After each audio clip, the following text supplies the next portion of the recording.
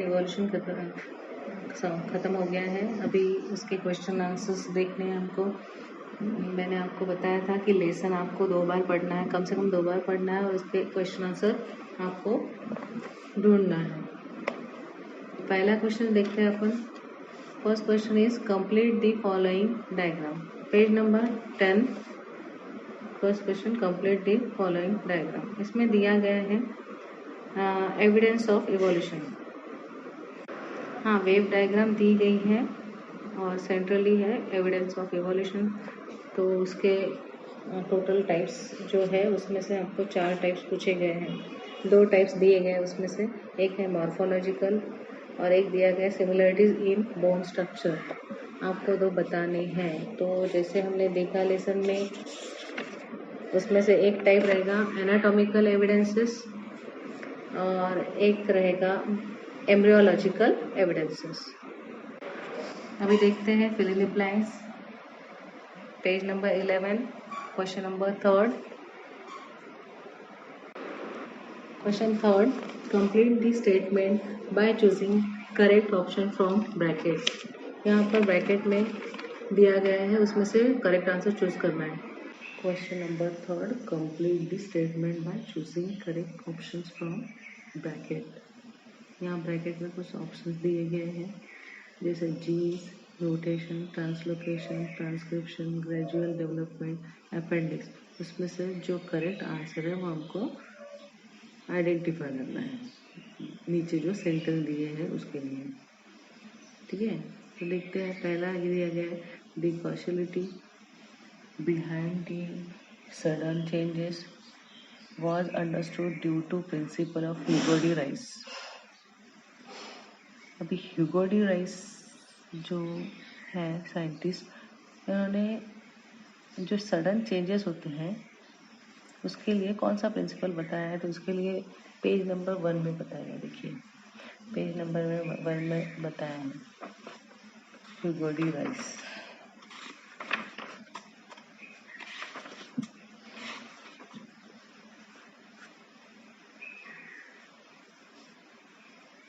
इसमें first paragraph की ऊपर से तीसरी चौथी लाइन है। In 1901, the reason behind the sudden changes were understood due to the mutational theory of Hugo de Rice। मतलब आंसर क्या रहेगा? म्यूटेशन। ओके, सेकेंड पूछा गया है, the proof for the fact that protein synthesis occurs through blind was given by George Biddle and Edward Tatum। तो ये जो protein synthesis है, ये प्रोटीन सिंथेसिस का प्रूफ किससे मिलता है, कैसे होता है ये प्रोटीन से? जीन्स। तो gene was given by occurs through genes was given by George Beadle and Edward Tatum. मतलब सेकंड का आंसर रहेगा genes. Third, transfer of information from molecule of DNA to mRNA is called as blank process. अभी information transfer कर रहा है from DNA to mRNA, अभी उसे क्या कहते हैं? उसे कहते हैं ट्रांसक्रिप्शन। इसके लिए वही पेज नंबर बता रही हूँ, पेज नंबर 2 पे है इसका आंसर। इसका आंसर आपको पेज नंबर 2 पे मिल जाएगा। आंसर रहेगा ट्रांसक्रिप्शन। अभी फोर्थ पूछा गया है, इवोल्यूशन मीन्स। इवोल्यूशन क्या होता है? पेज नंबर 3 पे है इसका आंसर। आंसर है इवोल्यूशन और थियरी ऑफ इवोल्यूशन के ऊपर की लाइन, और यहाँ पेज नंबर 3 पे सबसे नीचे की लाइन जो सेकेंड लास्ट पैरा है उसके लिए ग्रेजुअल डेवलपमेंट। आंसर रहेगा इवोल्यूशन मीन्स ग्रेजुअल डेवलपमेंट। क्या है वो? एक प्रकार डेवलपमेंट हो रहा है। ठीक है, लास्ट पूछा गया है, vestigial organ blank present in human body is proof of evolution. मतलब ह्यूमन बॉडी में जो वेस्टिजियल ऑर्गन करके प्रेजेंट रहता है वो एक इवोल्यूशन का प्रूफ है उसके लिए पेज नंबर 9 पे है। सॉरी इसका आंसर है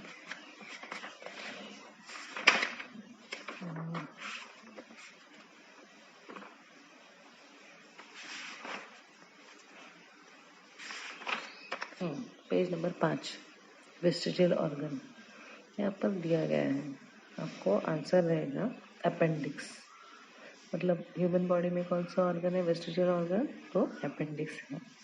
तो vestigial organ appendix present in human body is proof of evolution. Next अभी आगे देखते हैं क्वेश्चन नंबर 6।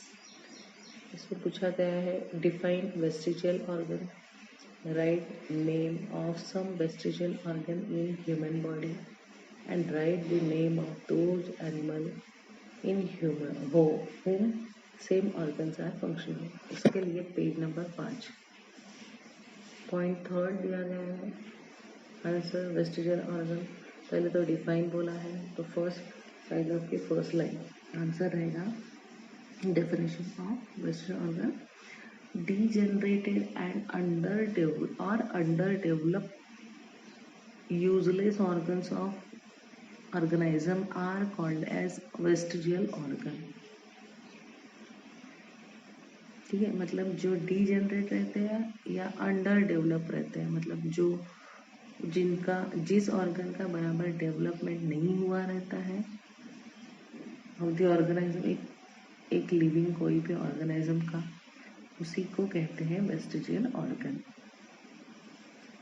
अभी लास्ट लाइन देखो फर्स्ट पैराग्राफ की, such organ do non functional in certain organism it may be functional in other organism that is it is not vestigial in other ऑर्गेनाइजम्स।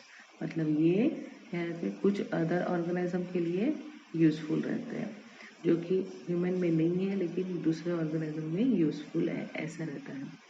अभी next paragraph पूरा रहेगा answer. Appendix which is useless to human is useful and fully functional organ in ruminant। Similarly, muscles of ear pinna which are useless to human are useful in monkeys for movement of ear pinna। Various vestigial organs like tailbone, wisdom, teeth and body hair are present in body of human beings। इतना रहेगा answer. रुमिनेंट मतलब जो चबा चबा कर खाते हैं, ठीक है, वैसे ही निगल लेते हैं और बाद में चबाते हैं मुंह में लाकर खाना, इसी को कहते हैं रुमिनेंट। ठीक है, तो ये यहाँ पर एग्जाम्पल दिया